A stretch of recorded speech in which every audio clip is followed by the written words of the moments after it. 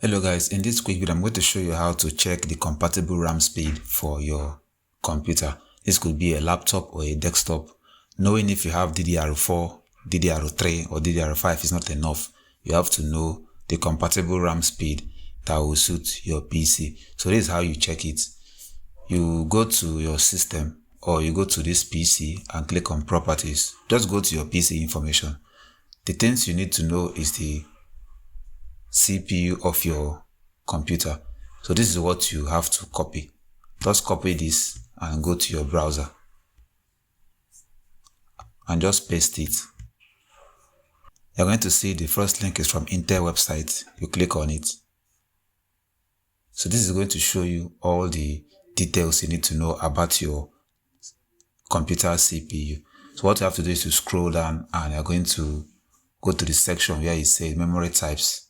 So when you go to memory type, you're going to see the memory type DDR4 2933. So this is the memory speed. If you want to upgrade your RAM, this is what you have to buy, DDR4 2933. If you buy something that is higher, it's not worth it. Your CPU is still going to downclock it.